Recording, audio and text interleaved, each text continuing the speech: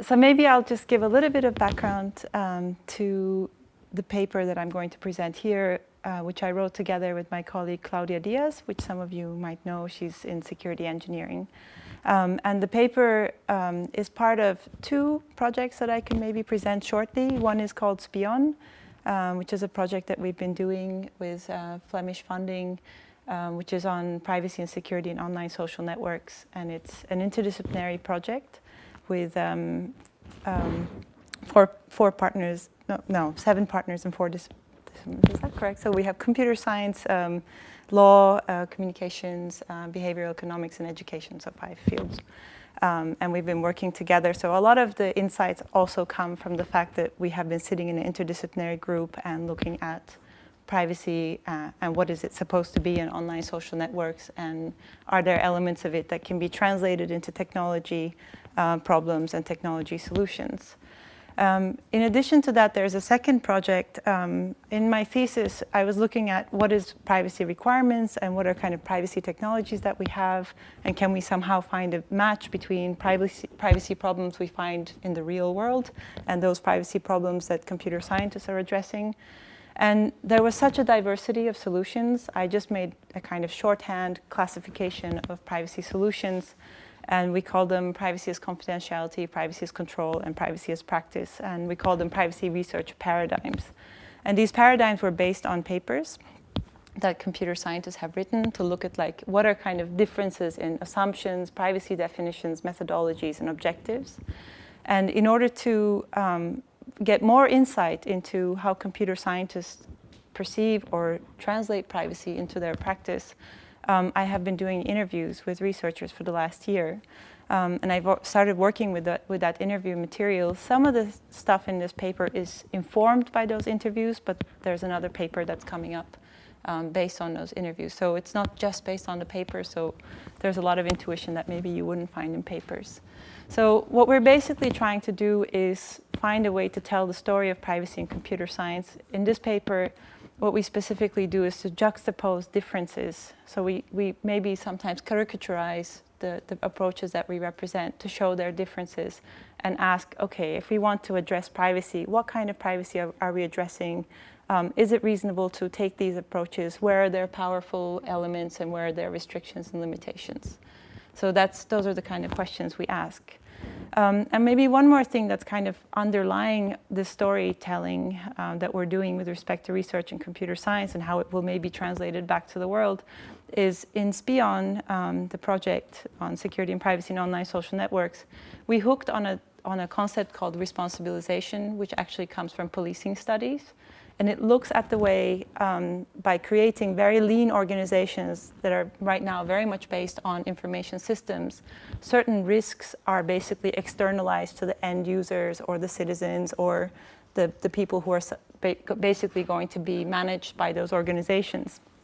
And so basically what we suggest is that in the case of online social networks, a lot of things which could be called privacy risks are put onto the end user. They have to take care of something that has been created by an organization that is collecting a lot of data and leaking a lot of data or misusing it or misbehaving in different ways.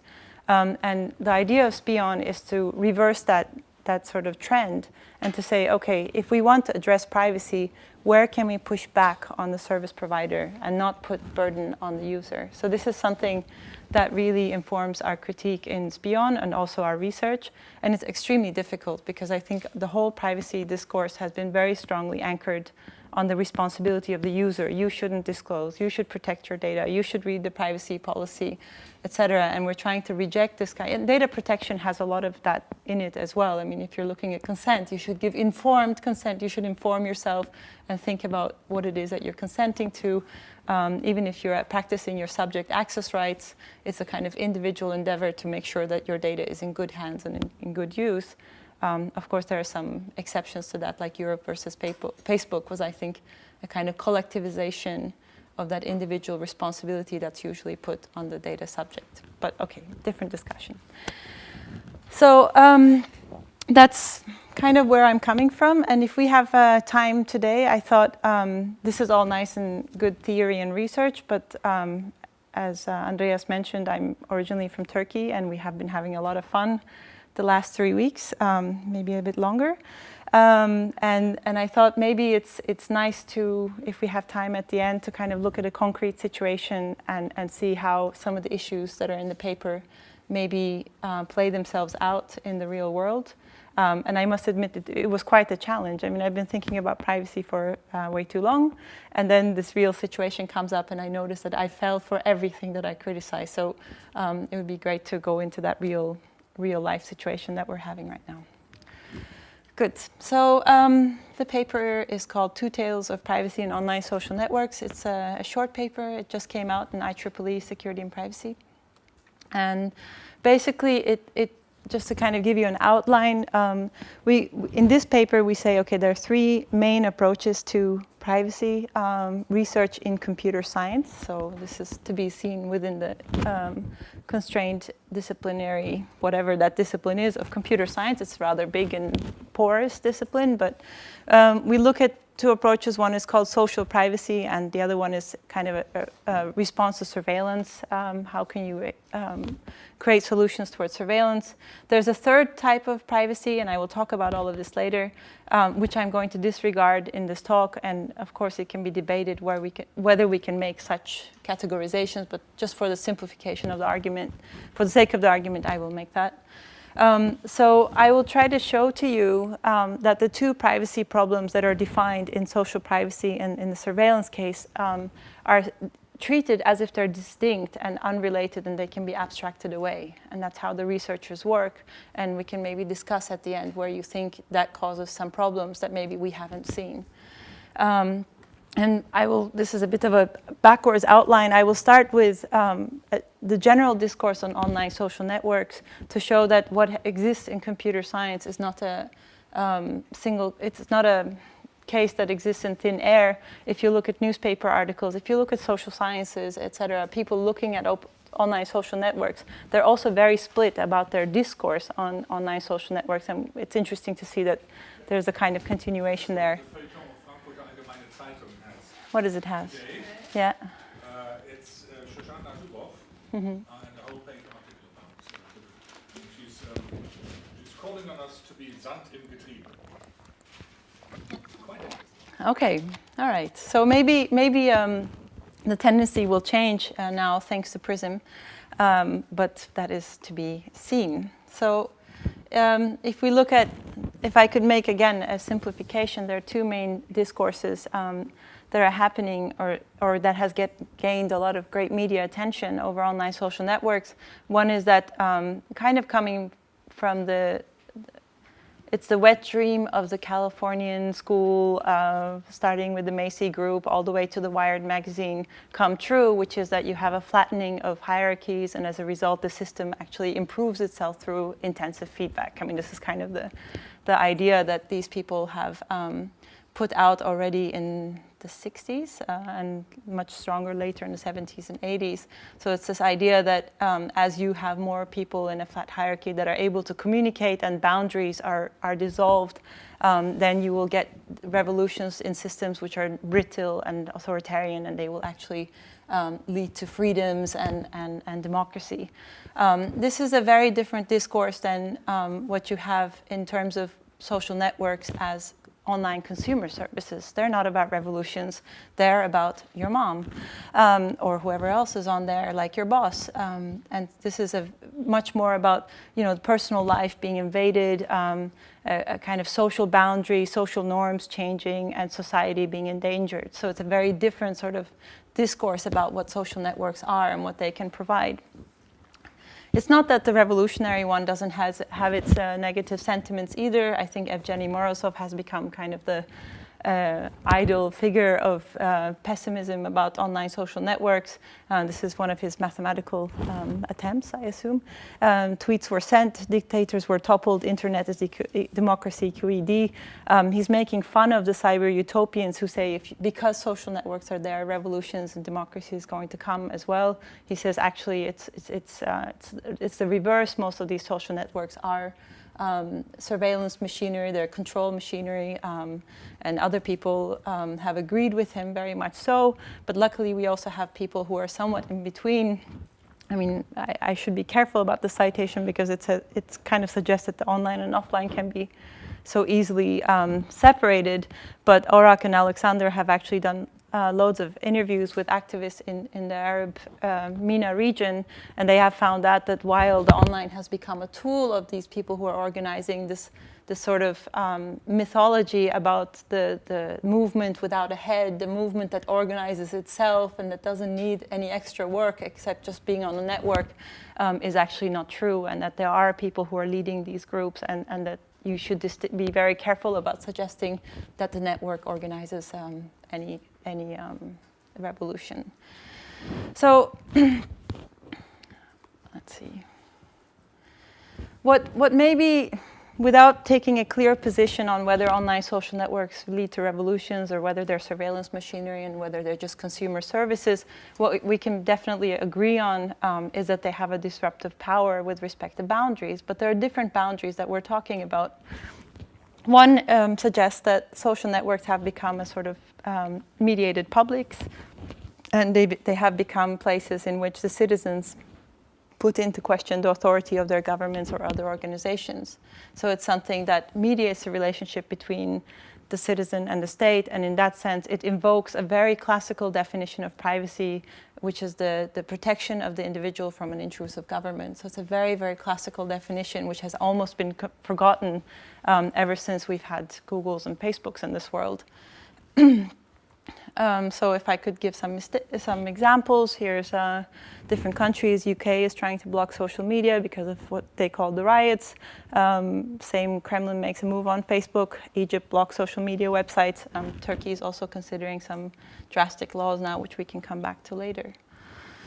And I guess this kind of already, this wonderful aesthetic statement from one of the PRISM slide decks already shows that the surveillance assemblage, as suggested by Haggerty and Erickson in 2000, a very wonderful text that foresaw many of these developments in already year 2000, suggests that no longer are we subject to government surveillance, but a kind of fluid assemblage of different surveillance machinery that creates these data bodies about which flows of information are created or are stopped, basically, to control these bodies or also to make them part of certain economic or political systems. So there's a surveillance assemblage problem that definitely has also been taken up by computer scientists, and I'll talk about how that has been taken up later. So the second kind of disruption of boundaries is in the social space, and this is where a lot of social scientists and psychologists, but also other people, behavioral economists, have been looking to see how general understandings of what should be public and private is being disrupted as a result of these technologies. So the typical kind of situation that you have is, I should have given examples first. Okay, but that basically all of a sudden, you know, if you're on online social networks, your parents may start to know things about you that you didn't really want them to know. Your employee might find things about you. Your teachers might find things about you. So all of these kind of relationships where you would have different contexts are collapsed, and information disclosures basically require people to renegotiate the boundaries of the private and the public.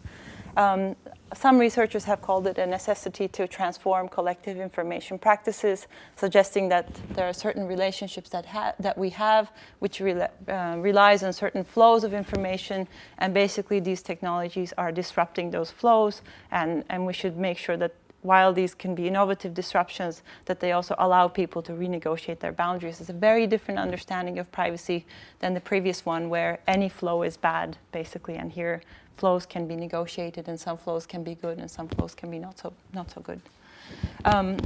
So researchers have kind of said, okay, what we have is a transformation of the actions that users collectively and individually take to negotiate their boundaries with respect to disclosure, identity, temporality, and in conversation with him, he makes a longer list of morality and norms, etc. So we're basically negotiating social boundaries with our peers every day in online social networks. So here are some examples. Facebook outs gay University of Texas students to their fundamentalist fathers. It turns out many parents spy on their children on Facebook. Are parents addicted to spying on their kids? And the list goes on. And this is about all the employers finding out about employees who were having fun instead of working. Or complaining about their bosses. I have to also be very careful here. I give these examples, but these are mostly based in the US, where it's interesting, but a lot of labor rights issues get also tucked under the privacy matter. And I think this is an issue that we come across also in Europe, which is that many issues or many problems that arise as a result of the different information disclosures or boundary renegotiations are seen as part of privacy, but can also be about labor rights or press rights, etc. So I cannot differentiate those, but I'll just give you these examples because these are the examples that computer science researchers also use in their papers. Okay. So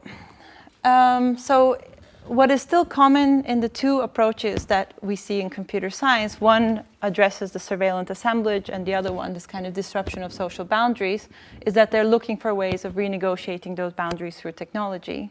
So one is renegotiating those boundaries by providing solutions that allows the users to have communications that are free from an intrusive government, that is eavesdropping or censoring.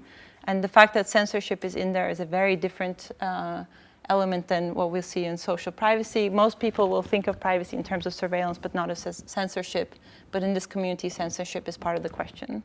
And in the case of social privacy, the renegotiation of boundaries is to look at what is acceptable behavior. So it's not so much about disclosure, but what is acceptable behavior and how can its boundaries be negotiated? And are there moments where the users regret how they negotiated or need a renegotiation of those boundaries? So it's a lot about decision making and regrets.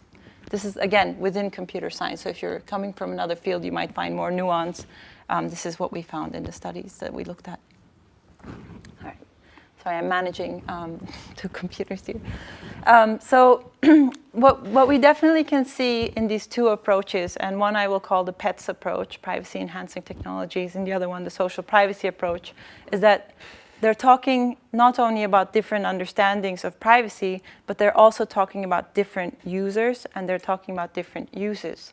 So if I would put names to them, if I would stereotype who they're thinking of, the one is thinking, the PETS community is thinking mostly of activists, dissidents. There's a new vocabulary that's coming up there under the topic of internet freedom. And whereas the social privacy researchers are mainly talking about consumers of web services. So this is a very different sort of stereotyped user that they have in mind. So again, I call them social privacy and PETS solutions.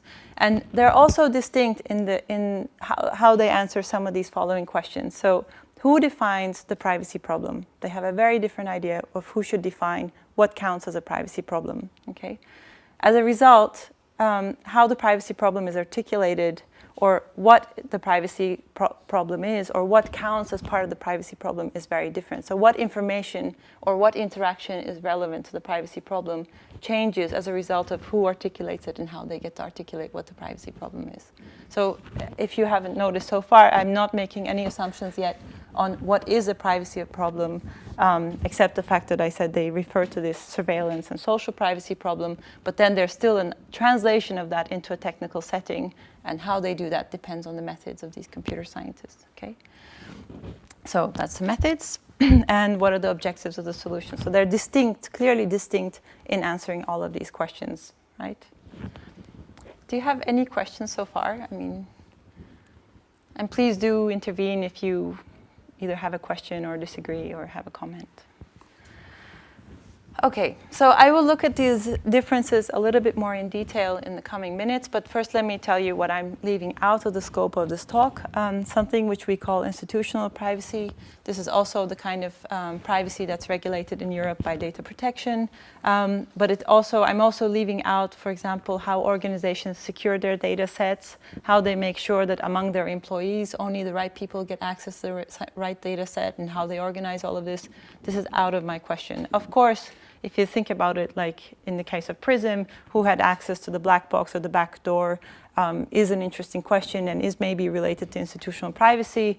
But I'm just assuming that this is, I'm not just assuming this, but for most computer scientists, those are distinct problems in the sense that there are privacy researchers who look at how they can translate data protection requirements into technical solutions.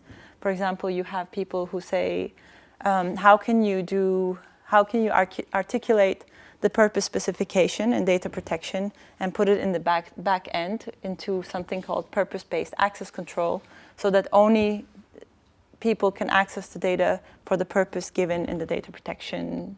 Well, it's not in data protection, but the purpose specified by the company that's also registered at the DPA.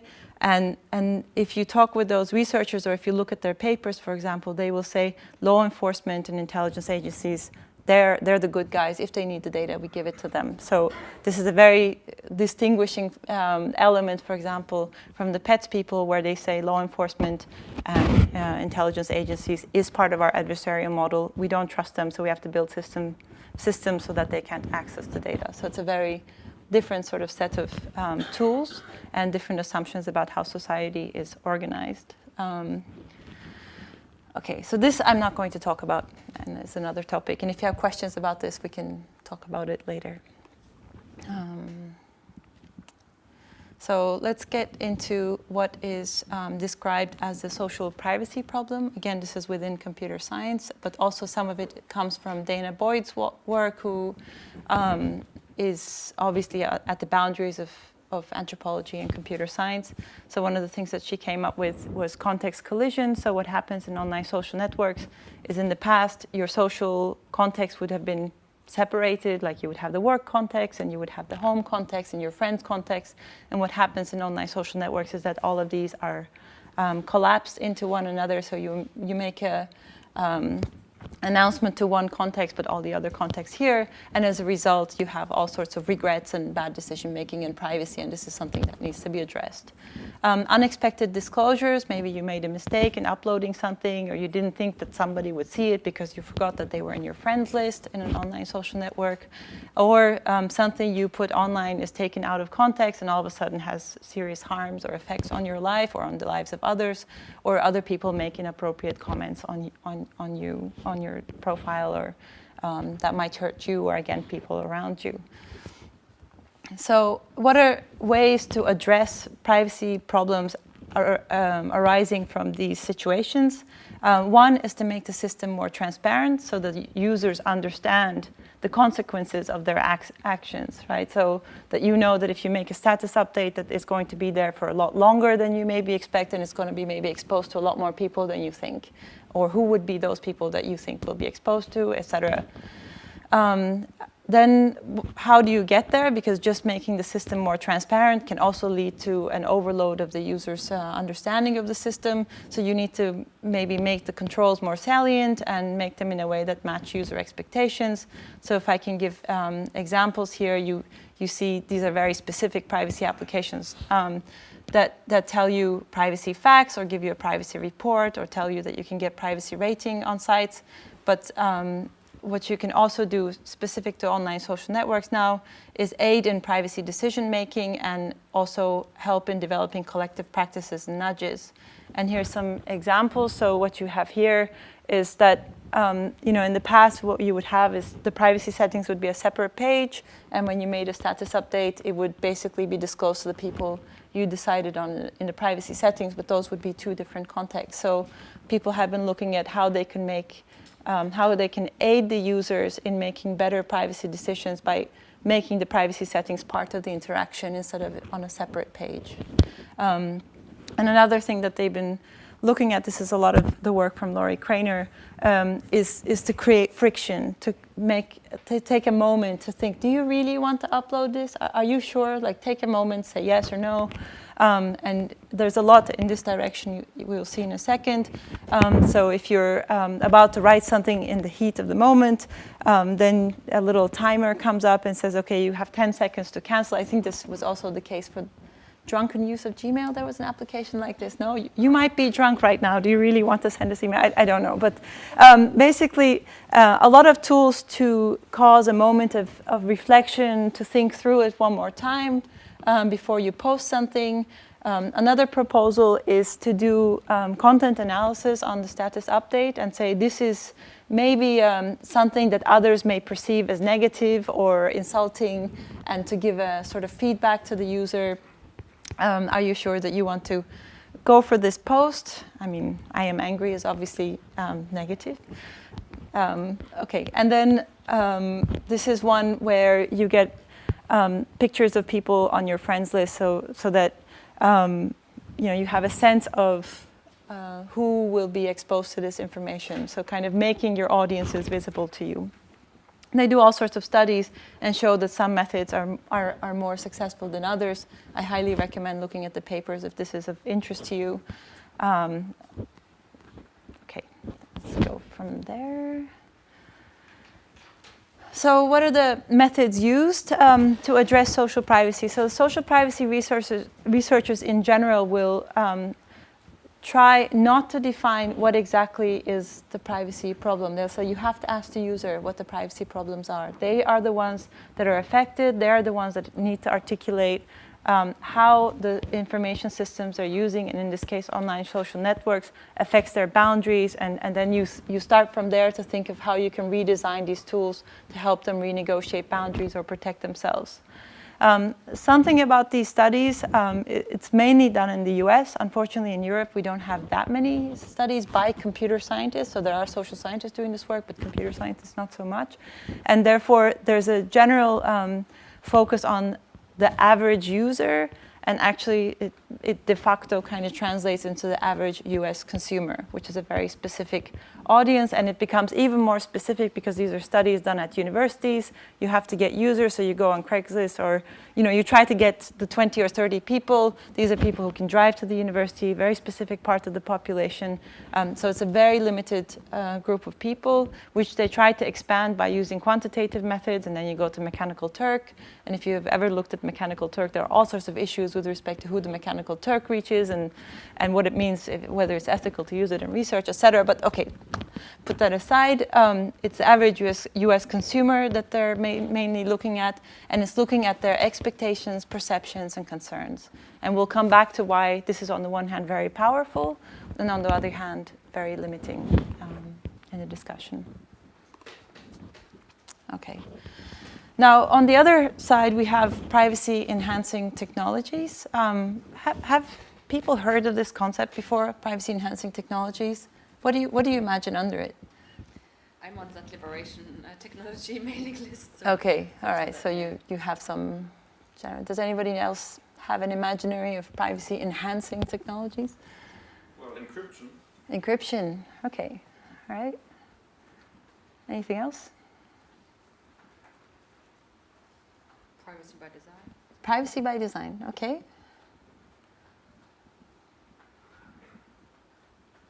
All right, I'm just asking because people imagine a lot of tools under it, and the ones I'm thinking of right now, just to be more specific, are people who are much more into encryption and other things that I will introduce in a moment. But privacy by design can be, but mostly is not necessarily what I would put under pets. But thanks for bringing that up. So privacy enhancing technologies are definitely, if you look at their discourse and their mindset, are addressing the surveillance assemblage. So it's this idea that not only is the government possibly going to intrude upon your life, but they're going to do that in collaboration with the service providers who might be private entities or not. And so it starts with this kind of adversarial thinking about the service provider and governments, and that they will intrude upon the communications, and they will do that by either going for surveillance or censorship. So those are the two directions that are being addressed. And the kind of objectives are to build solutions so that there can be communications free of this kind of intrusive surveillance and censorship. And here's a very abstract example of how that could be solved. So here we have the activist, the imagined user of pets. We have the online social networks, which is the big red box. And you basically assume that the online social network itself and the government are adversaries, right? They will peek into the information, they will block your access to that information, and they will use it to monitor their activist users or their users in general. So the solutions, and I will talk about them a little bit more in detail, is to use the online social network communication services, but to make sure that the messages are encrypted so that only your peers can see the information, but the information cannot be eavesdropped by the service provider and, as a result, not by the government. So that's so far very simple.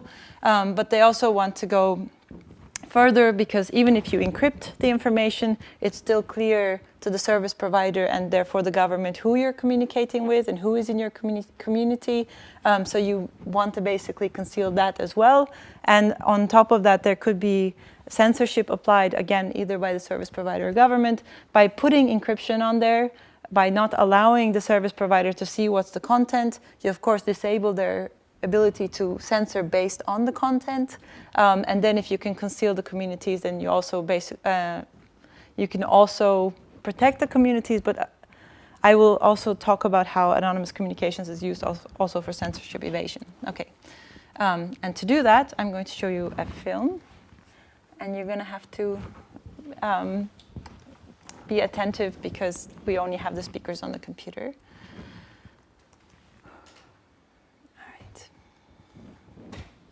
In the 90s, privacy research started becoming popular among security engineers. Privacy was defined as the right to be let alone and could be guaranteed in systems through data concealment. Specifically, security engineers were focusing on what they called anonymization. Some researchers in Dresden, Germany, were specifically looking to anonymize cell phone infrastructures. Anonymization meant that a third party could not infer by observing the cell phone infrastructure who were making phone calls, at what time, and from which location. In order to do this, researchers suggested adding encryption, dummy traffic, and mixes to the usual cell phone infrastructures. Although these additions guaranteed significant anonymity, the researchers ran into an unexpected physical problem. Two identical cell phones from the same manufacturer, coming out of the same assembly line one after the other, had enough differences in their electromagnetic fields to be distinguishable. The electromagnetic fields could be used as signatures and utilized to trace the users. The researchers had not considered this environmental factor in their anonymity model. They were devastated. The Dresdner researchers started collaborating with other researchers doing similar research in Scandinavia. They started discussing how they could achieve absolute anonymity. The Scandinavian researchers said, let's imagine an anonymous city. In this city, everybody should wear a box as soon as they leave their homes.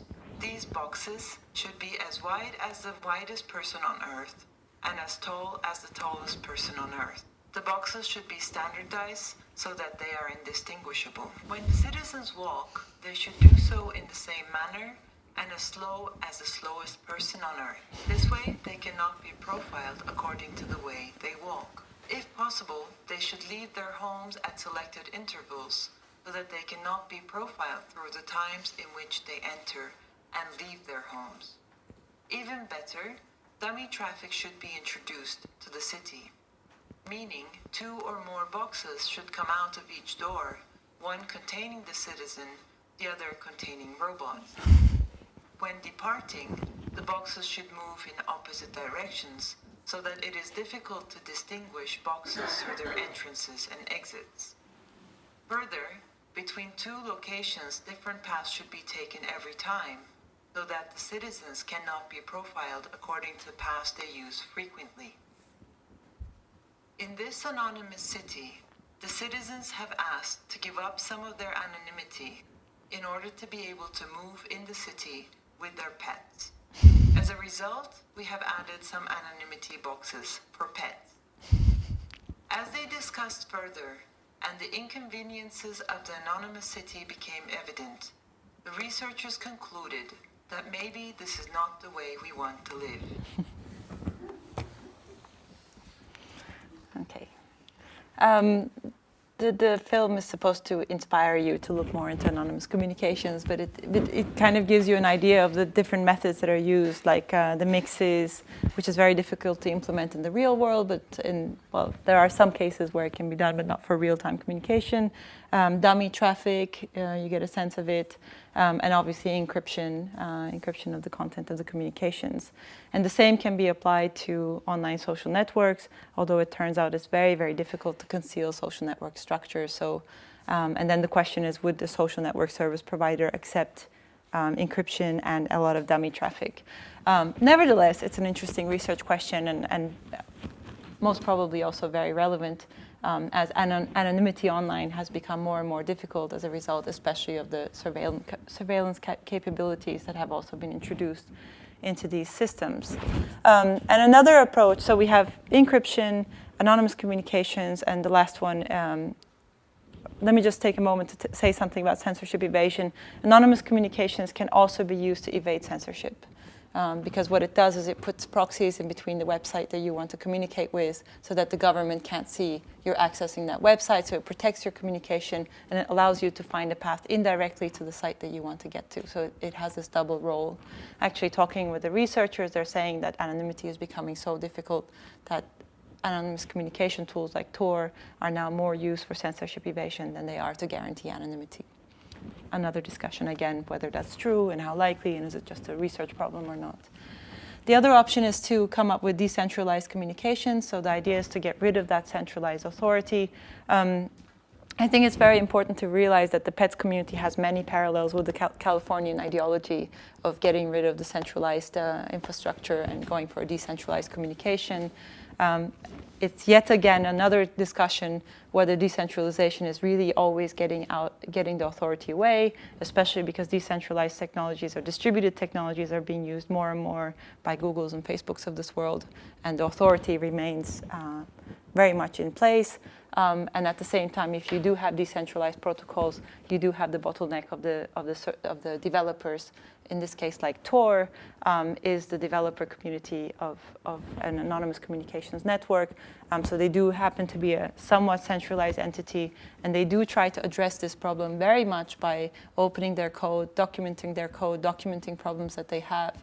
And I think it's a very interesting community to look at and to study into how you make decentralized networks possible, but they also are good to look at to see what are the issues with decentralized solutions. But before much ado, here are some examples from the research communities. There's Pearson, privacy preserving peer-to-peer social networks, and SafeBook, and they're using different distributed architectures and also encryption.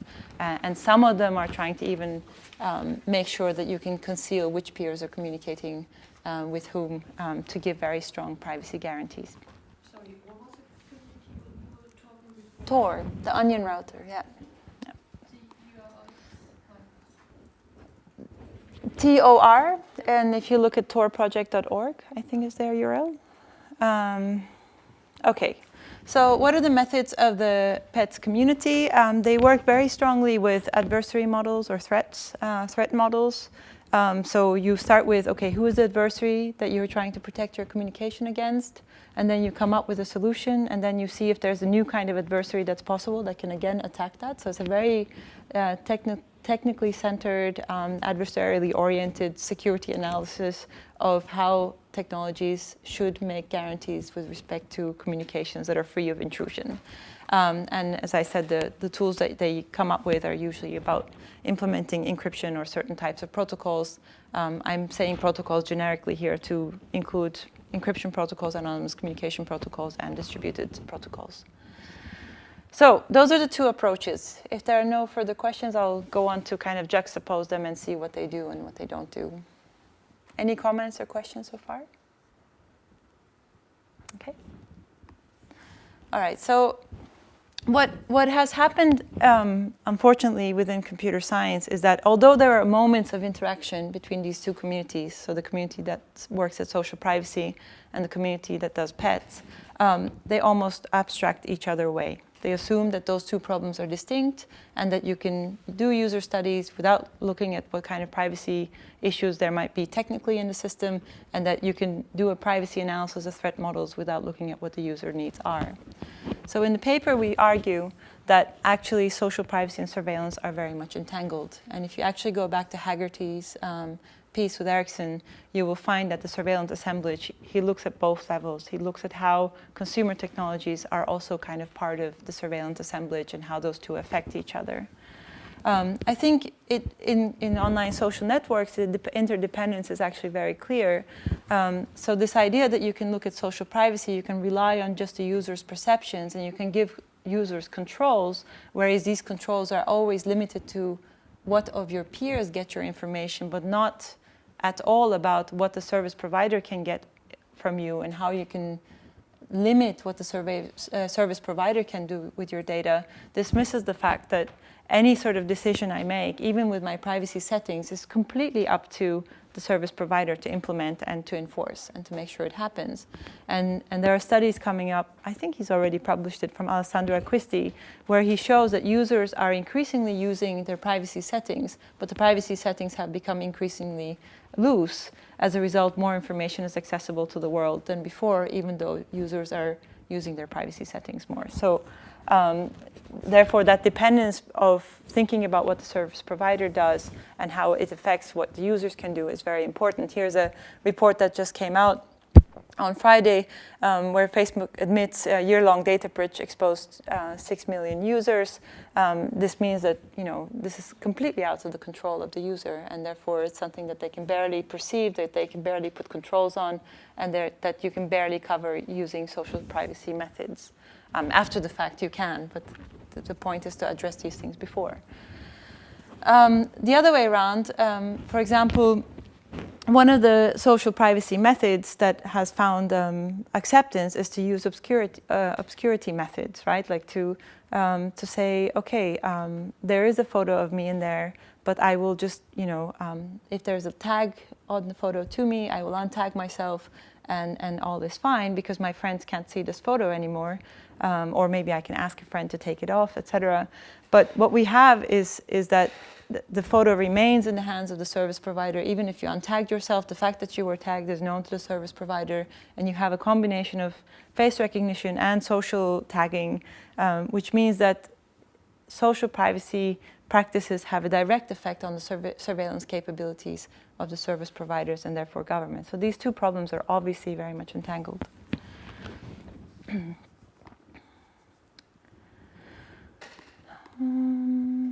All right, so let's look at the differences a little bit more systematically.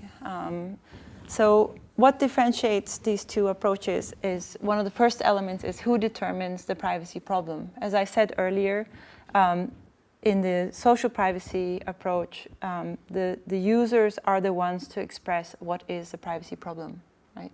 Whereas in the pets community, you have to be a technical expert to understand what the privacy problem is. You have to analyze the system to see where information can be inferred by unwanted parties, right? It's something most users will not be able to articulate specifically whether or how they have an issue with these leakages. So what happens in stating the problem like that is the experts become the ones to determine what is the privacy problem. And in the other one, the users do, but what we also see in companies more and more is kind of user perception management. So if you can kind of make sure that the users are comfortable with a certain practice, then you're actually done. And obviously this is a very problematic approach. So what is a privacy problem is, in the one case, reduced to a technical problem, right? It's where unexpected leakages or unexpected blocking of communication takes place or could take place. And in the other one, it's limited to the user perception. What are some problems with this? For example, in the pets community, a lot of the adversarial models will be done abstractly from political realities or contextual realities or the user's realities. And there were some problems, for example, in Iran, they did recognize a Tor signal, so they could actually see that somebody was using Tor because the protocol had a sort of recognizable signature and blocked it. So, and luckily the Tor people have a good community of practice, so they notice, okay, contextually we have a problem, so we have to rethink how we protect our protocol. But it shows that actually they could benefit a lot from maybe user studies, but also contextual studies of how surveillance works and how governments intervene and how ISPs work, etc. This work is being done ear to ear around the Tor community, but the research community is not looking at this systematically somehow. So the community of practice feeds in there, but it's just not part of the studies. And I think, especially for people in political science, communication studies, I think this is really a rich area to collaborate with PETS researchers. I heard through the grapevine with the PRISM stuff coming out that the US assumes that Tor users are basically outside of US territory and therefore legitimate for monitoring. So you can actually see, the logic of Tor is to make sure that the proxies are in 3 different legislative areas so that all 3 can't be attacked at the same time. There are problems with that, especially because of, for example, Deutsche Telekom is one company that works in multiple territories. You also have to make sure those proxies are not all being run by Deutsche Telekom. Here we see yet another moment of creativity by the NSA, which is really worth applauding and being depressed about. So what the PETS community really tries to do is create technical tools that behave as expected in every context, right? And it's a very kind of what Orlikovsky calls a very technocentric assumption. You want to make the tool so hard that it will definitely give you certain guarantees no matter where it is. And the question is if this is reasonable and if actually by creating the kind of practice around Tor, they're actually not saying what they do, which is to look at context and to constantly improve Tor. So maybe there needs to be a shift in that community to put more efforts and respect to what they do in the contextual analysis of how these tools are picked up and how they're not picked up. There are definitely a lot of complaints with respect to PETs and how they can be integrated into the everyday practice of users. So while the Tor community has a very strong practice among themselves in securing Tor, they don't look very much at how users secure themselves, which is kind of beating the purpose. And I think this is one of their weak points. Now, if we look at the social privacy people, by focusing on user studies, I already said that they're in any case limited to what users perceive or are able to articulate, and this is a big limitation of user study approaches. And it's very interesting because if I understand now correctly, in science and technology studies, it was a big turn to look at the user and to see how they pick up the technologies and how they, so to say, re-script technologies beyond what the designer thought of, which is kind of very exciting. But what we see here is that re-scripting is becoming a way to limit the understanding of technology. So maybe we need to rethink also the SDS approach there of relying mainly on the users. And obviously there are people who think you should also continue to rely on designers and other stakeholders of the systems. And I don't know how that could be done. This was a little bit my question to you guys last night, like what are ways to organize different people to speak about these technologies, what they can do and what they should do and they shouldn't do. If we look at the studies that are done in social privacy, we definitely see that there are biased samples. I already told you that the people who are studying, they want to find the average user, and I bet you none of us in this room are the average user. On top of that, it's the average US consumer. So it's looking at unexpected behavior of services in terms of good consumer services, right? And there's just this general assumption that everybody is equally vulnerable, everybody is equally subject to surveillance, which I'm not sure is true in the societies that we live in. So there's a big limitation of these user studies. There's one problem that is common to both approaches. Nobody knows what the service providers are doing unless Snowden comes in the picture, and we still don't know actually what they're doing. So we know that a little bit more of what they're possibly doing, but we don't know what they're doing. So what that has as a consequence that is in the PETS community, you assume the worst case, right? You assume what is the worst that a service provider and government can do, which also gets PETS people the reputation of being extremely paranoid.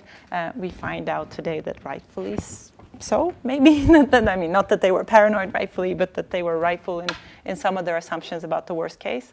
And at the same time with the user studies, when I asked, for example, if they could ask for complex things to users like discrimination and social sorting and how their life and interactions are limited by the algorithms that make use of their data, I was told that the researchers don't know exactly how this data is used, therefore they can't make any statements about it, and it's very difficult to convey to the users that their little data, together with the data of another 2 million people, has now an effect on their interaction. This is like a complexity that is very, very difficult to get across to the end users. Okay. So as a result of their approaches, the scope of the privacy problem, so what information is relevant and what interaction is relevant, is also different in the two approaches. So in the social privacy approach, what becomes very important is volitional information disclosure. So users are very good at expressing, let's say, regrets they have about things they said or they didn't say, or interactions they had and they didn't have. And they're very good at expressing things that had a direct harm to them or their communities. But they're not very good at articulating concerns about implicit data collection, like the metadata that everybody's talking about right now, and abstract harms, right? Whereas in the pets community, you look at actually massively at all the implicit data as well as the explicit data. Actually, in anonymous communications, you don't necessarily, you say the content of the communication is out of the scope, so you can say whatever you want. And that is actually one of the goals of the tool. You should be able to say whatever you want. That's this censorship evasion part. And you want to not only look at what is explicitly said, you don't want to not only look at the metadata, but you also want to look at what can be inferred from that data. So you're even looking at how the data can be enriched through analysis, which is very different than what the user studies do, which is, again, the problem of how much you can ask users about inferences that can be made, right? So there, again, we see the limitations of the methods or the possibilities of the methods. The pet people look a lot at surveillance risks and abstract harms. They almost never look at possible harms between the peers. Okay, this is something like the social communication, collective information practices, how the user engages with Tor, all of these are outside of that community's research question. The pets people have a binary concept of confidentiality, meaning that if you disclose information, you endanger yourself or you lose your privacy. If you keep it confidential, then you protect it. That's the enhancing part, privacy enhancing part. Whereas the social privacy people suggest that sometimes you can disclose information to protect your privacy. And the classic example is leave me alone.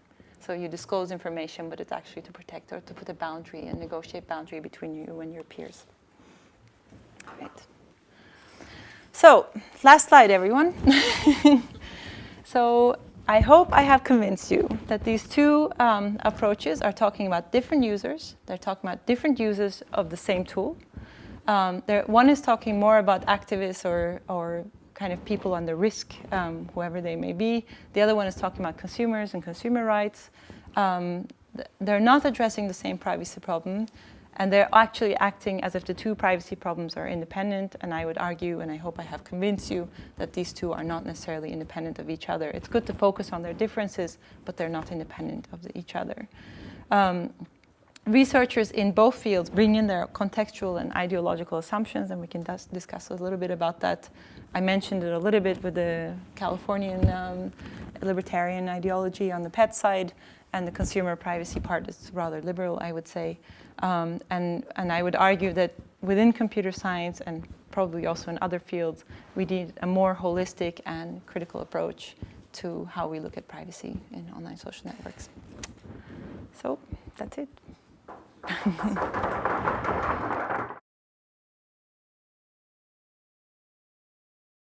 I actually think that what was really interesting to see in the last 2 weeks is people asking, where are pets? Which ones can we use? And I'm just completely stunned because I know NGOs that are producing documentation on how to use more secure technologies, and because it's so contextual, and it comes at this moment where people understand that they need more secure solutions, but they don't know how to use them. There's no community of practice around them. There's nobody to teach them. If they teach them, there's no way to kind of take the time to integrate it into their information practices. So I find it a very interesting moment. I also heard, again, from friends that DuckDuckGo, for example, just received a lot more users after PRISM. So I think as these events, I think pets need a community of practice. That's what they depend on. And their strength is that they can create communities of practice with users, but that hasn't happened enough. Tor has done it to some extent, but many other communities, they start developing a project, they're super excited about the super unique way of putting crypto and whatever together, but they're not as excited about those users who are going to struggle with their solutions. And I think I don't want to be like encouraging protest tourism, but it seems like what I observe in the last 3 weeks is that these are really opportune moments to go with those kind of applications and start trying them out and bringing people into those systems. I mean, if they don't work, it's a really bad idea, but I see that as people understand the threats on their communications, they're actually willing to move into that arena.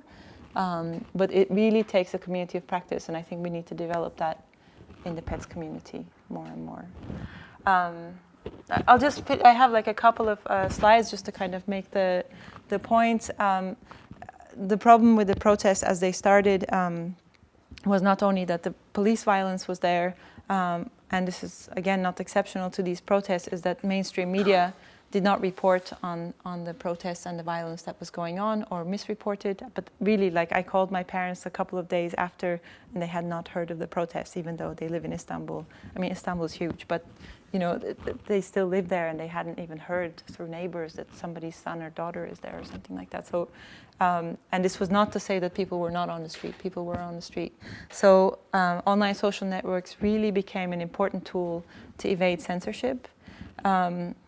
And it very quickly, of course, attracted the attention of the government. And the government said, okay, we're after you. Almost prosaically, they quickly arrested about 29 people in Izmir for Twitter use. It's unclear upon what evidence. The lawyers that looked at their files said we can't see clear evidence of why these people were arrested, but these were probably scare tactics. At the same time, information came in that they don't need to get information from Facebook or Twitter or elsewhere. They just use the mobile companies, because a lot of people have been using mobile devices, and so they go to the telcos to find out who's using which service. Here, HTTPS, I would assume, comes in handy, but I'm not sure what happened to those users who did use HTTPS, if they were more protected or if that made them more suspect. Again, this kind of things requires contextual analysis. So censorship in Turkey is already in place. There are over 30,000 web pages that are blocked. There's also like a whole structure where you can report web pages that are suspect. And at the same time, RTE is a new shortcut for Recep Tayyip Erdogan, the prime minister.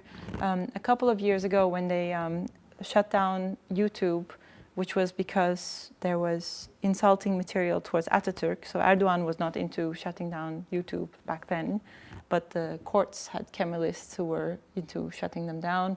Erdogan went out in public and said, what's the problem that YouTube is blocked? I use proxies. So the prime minister kind of goes up and says, what about those laws? I just bypassed them. You should too. That made him quite charming at the time. I think he might not be saying such things about proxies these days.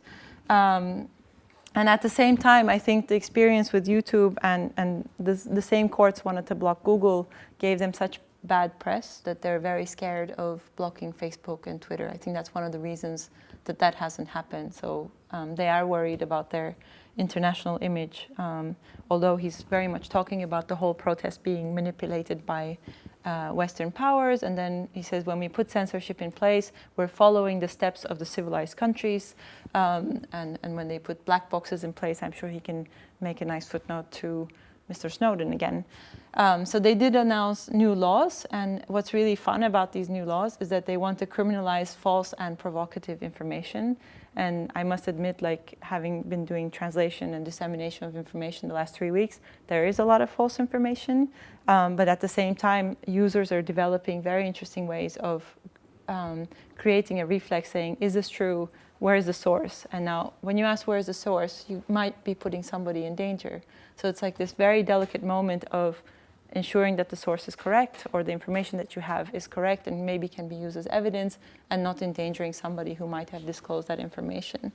One of the fun things is that people are saying, please copy and paste, which creates an anonymity set for the statements. So a bunch of people have said that statement, so they're creating very kind of simple ways of avoiding attribution or targeting of single people. And as I said, there's a serious move towards pets. Telecomics just made an announcement of some recommendations, and you really see all the pets kind of coming in handy at a moment like this. And it's a pity that nobody's prepared to disseminate them and help develop good practices around them. And about false information, I'm assuming everybody has heard of The Onion somehow, the kind of humor news site, which has these news that almost look real, but they're all somewhat false and make you smile about rather dramatic things. Well, there's something like that in Turkey. It's called Zeitung, as reference to Zeitung, but that's spelled Zaytung. And when the protests were broken down by the police, they took over the tents, and they said they were going to search the tents to find all sorts of amazing material that they found in these tents, all sorts of weapons and missiles and things like that. So Zeitung wrote an article that said the police found plans to make an atomic bomb, which was, one of their typical news, basically. And it was picked up by the governor of Ankara, who had spent the last week basically targeting Twitter users, saying, Ayşe, I know in which university you're studying. Is it appropriate what you're tweeting? I mean, he's been like, I don't know what else he does in life, but like basically telling people that he knows who they are and threatening them. Anyways, he picked up on the Zeitung article. He didn't notice that it was false, and he said that the marginals in Gezi Park are planning a massacre by building an atom bomb. So this was, I think, all about what is truth, what is humor, and how like this call for, if you're not truthful, you're a criminal, will hopefully never work out. But I thought that was a kind of nice anecdote. Yeah, he did get retweeted. He did pull it back eventually, but of course, like by then, the screenshot was all over the place.